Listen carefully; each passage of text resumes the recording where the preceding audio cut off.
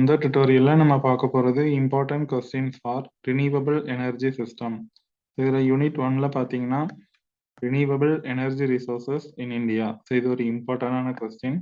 தென் இந்த second question வந்து நம்ம பார்ட் 0 கூட எக்ஸ்பெக்ட் பண்ணலாம். Future potential of renewable energy in power production and development. Then third question பார்த்தீங்கன்னா current usage of renewable energy resources in India. Then fourth question renewable versus non-renewable primary energy sources. So இந்த 4 big கொஸ்டினையும் நீங்க கண்டிப்பா படிச்சிருங்க. இதுல இருந்து எப்படியும் நீங்க ஒரு big question attend பண்ணிடலாம். தென் யூனிட் 2ல பார்த்தீங்கன்னா இந்த solar thermal energy conversion from solar plate collectors.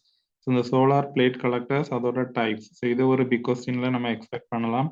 Then types of solar cells, then application of battery charger, இதுவும் இம்பார்ட்டன்டான கொஸ்டின் தான்.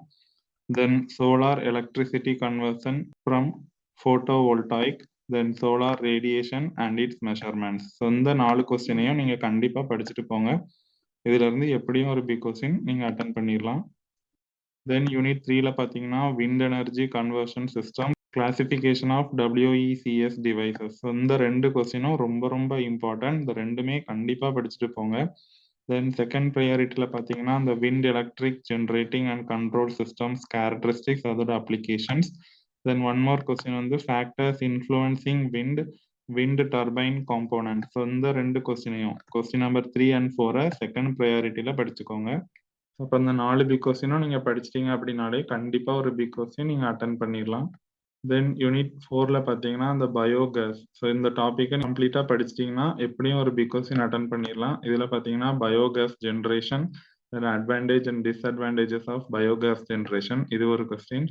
தென் application of biomass and biogas plants, then types of biogas plants, then selection of site for biogas plant, அதோட classification.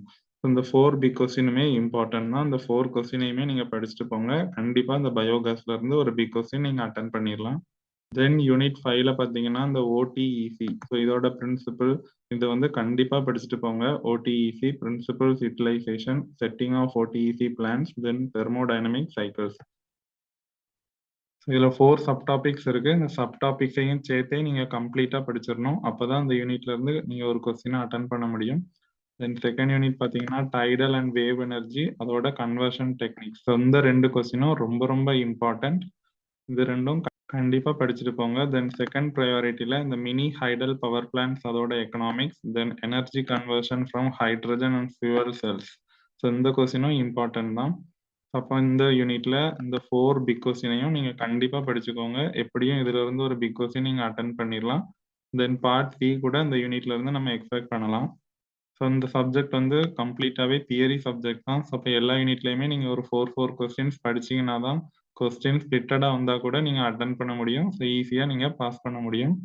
So இந்த இதில் highlight பண்ணியிருக்கிற எல்லா கொஸ்டின்ஸையுமே கண்டிப்பாக படிச்சுட்டு போங்க. இந்த சப்ஜெக்டை நீங்கள் ஈஸியாக பாஸ் பண்ணிடலாம்.